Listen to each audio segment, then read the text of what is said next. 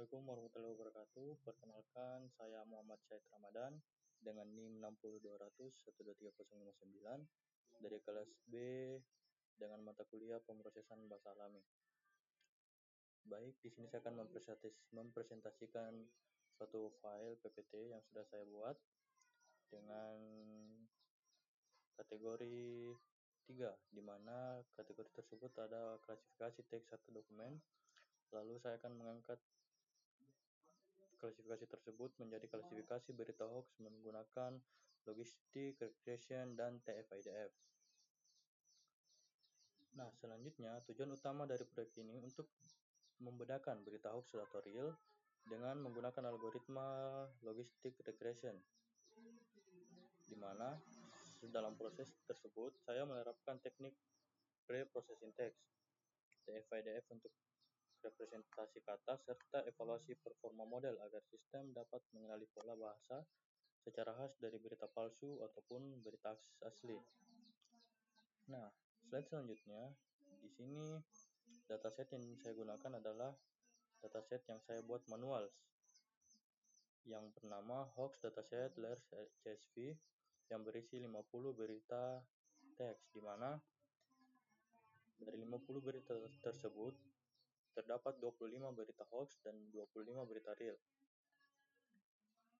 Lalu, setiap data memiliki dua kolom, yaitu teks, di mana berisi berita dan label yang menunjukkan kategori hoax atau real berdasarkan dataset yang dibuat dengan kode pattern agar sesuai dengan kebutuhan pelatihan model.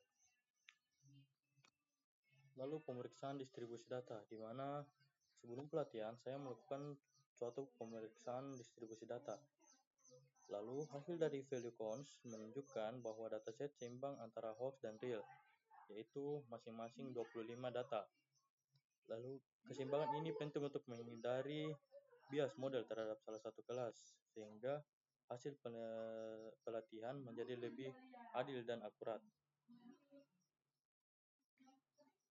Selanjutnya, ada pembersihan dan persiapan teks, di mana langkah berikutnya yaitu pre-pemrosesan teks, di mana semua huruf diubah menjadi huruf kecil atau lowercase.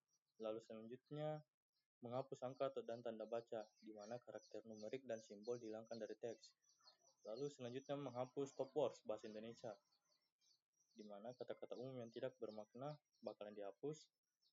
Lalu yang terakhir ada tokenisasi atau stemming untuk melakukan pengembalian kata ke berbentuk dasarnya, di mana tahapan ini memastikan bahwa data itu bersih dan siap diubah menjadi dalam bentuk numerik. Lalu selanjutnya transformasi data menggunakan TF-IDF. Nah, setelah data dibersihkan, saya menggunakan TF-IDF vectorizer dari scikit-learn untuk mengubah teks menjadi angka, di mana metode TF-IDF ini menilai seberapa penting sebuah kata dalam suatu dokumen dibandingkan seluruh kumpulan dokumen. Nah, hasilnya adalah setiap berita dipresentasikan sebagai vektor numerik berdimensi ratusan kata. Lalu bentuk akhir TF-IDF adalah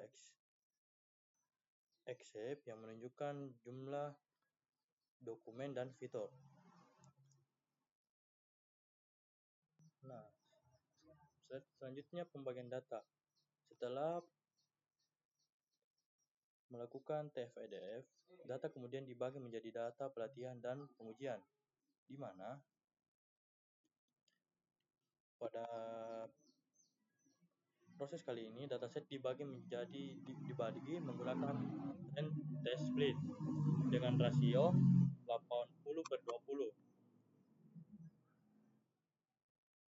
Lalu menggunakan parameter stratify sama dengan Y yang digunakan agar proporsi kelas tetap seimbang, dan hasil dari data digunakan untuk pelatihan, di mana X-train atau Y-train dan pengujian X-test sama dengan Y-test, di mana tujuannya agar hasil evaluasi mencerminkan kemampuan model sebenarnya. Nah, hasil dari pelatihan data yaitu 40, sedangkan hasil dari pengujian data yaitu 10.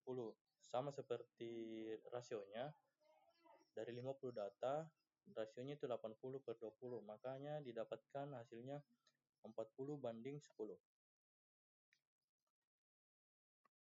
Lalu proses pelatihan model machine learning, di mana model yang digunakan adalah logistic regression dari Skinner, di mana model ini dilatih dengan hasil transformasi TF-IDF dari data kepelatihanan. Lalu setelah dilatih, model digunakan untuk memprediksi label pada data uji dan hasilnya menunjukkan tingkat akurasi yang cukup tinggi, yaitu sekitar 90%. Nah, evaluasi model menggunakan classification report, di mana evaluasi dilakukan menggunakan classification report yang menampilkan precision, recall, dan F1 score model, di mana menunjukkan nilai presisi dan recall yang tinggi, menandakan performa yang baik dalam mengenali berita hoax maupun real. Meskipun ada peringatan undefined metric warning, akibat ukuran datasetnya itu kecil, tapi secara keseluruhan model tetap stabil dan efektif.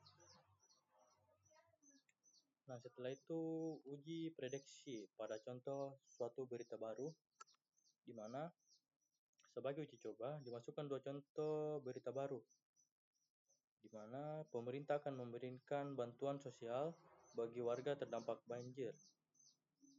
Dengan hasil uji coba diprediksi dengan berita itu adalah real.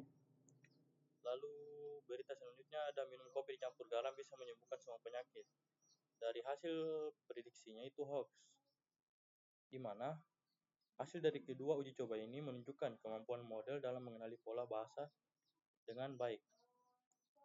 Mungkin itu saja presentasi dari saya, lebih dan kurangnya mohon dimaafkan. Wabillahi taufiq wal hidayah. Wassalamualaikum warahmatullahi wabarakatuh.